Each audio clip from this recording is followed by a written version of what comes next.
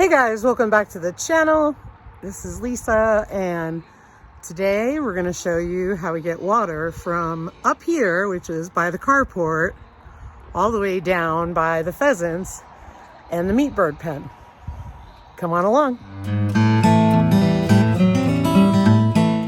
So to give you an idea of where we're at, we're on the other side of the hay bale and the horse trailer, or what we're going to use as a stock trailer, and we need to get water all the way down there to the meat bird pen and to the pheasant pen when they're ready to come out. Stay tuned at the end. I'm going to give you an update on the pheasants.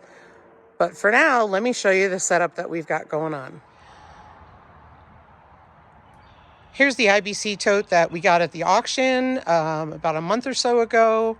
And it had a hole cut in the top.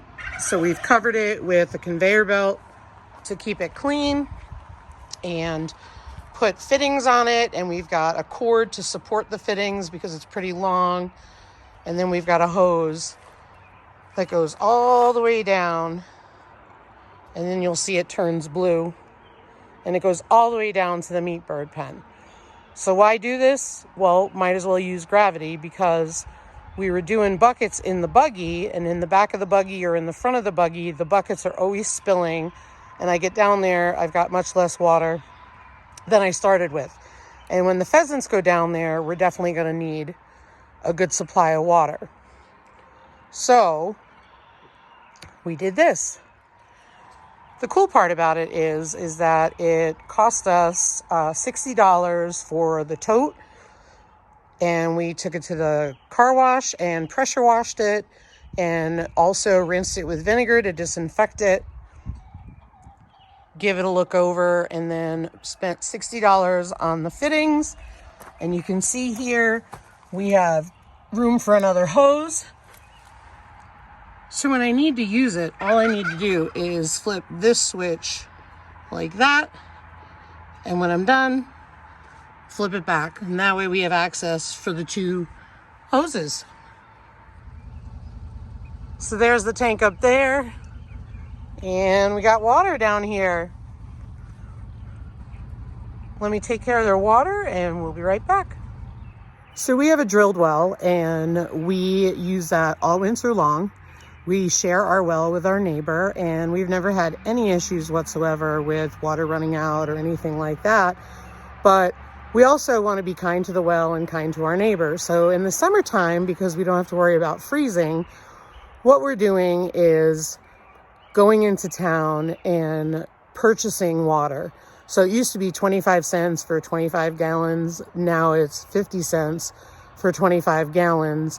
And so we fill the tank up, and then we bring it back here, and we use it to water animals, water the gardens, and all of that. And it gives the well a break for several months of the year, and it's a lot easier to do. Hold the phone. If you're new here, there's probably a bunch of you who are like, why don't you just save rainwater and set up a rainwater catchment system? Yeah, we can't. If we had a rainy season, that would work great, but we don't. We have snow and we have hail, and we're currently in a drought. It's very dry out here, so that's why we go to town to get water instead of saving rainwater.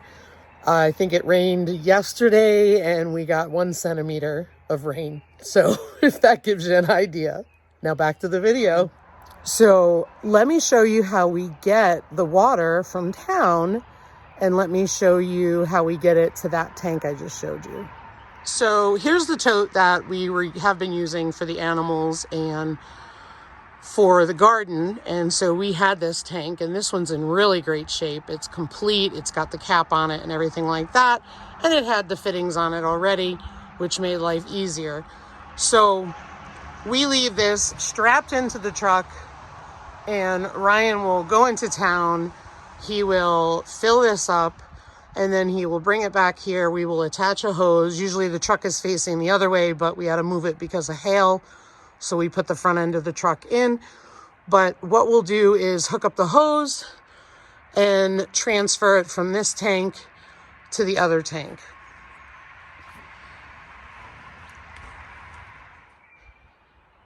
And there's the hose that we use. So it's a really simple operation. It works solely on gravity, no pumps whatsoever.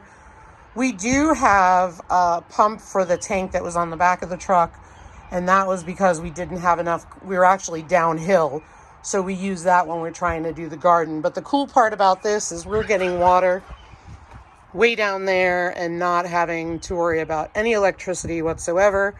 We've also got this underneath of the carport, so it's out of the sun and it's safe and it's no issue. And we'll go through this quick enough so that we don't have to worry about algae growing or anything like that. So that works out really well. All right, let's go look at the pheasants. There's the baby pheasants. They got their brooder cleaned, which they get really gross really quick. But they're getting big. I'd say that they're about the size of baby chicks. Some of them are smaller, but they're definitely growing in. You can see their feathers coming in. And today they are 11 days old. So they're growing really well. But let me tell you, they are feisty. It's become a two-person job here because they keep flying out of the brooder and getting all over the place in this room. All right, guys, so there you go. $60 for the tank, $60 for the fittings. If you're able to get a tank with the fittings, it would be a lot cheaper. I know that places in Texas, they're able to get these tanks pretty cheap, whereas here, these tanks go for $150 or more used. And you always have to be careful what was in them. This was at a farm, so we know what was in it, and we're not too concerned. And like I said, we always wash our tanks out with vinegar before we start using them, and we inspect them and make sure that they're doing well. Then we also inspect the hoses and such. But it's just such an easy way to be able to get water from one place to the other and not have to use any electricity, give the well a break, and not having any issues with your well is priceless because you don't want to have that. That's a big expense.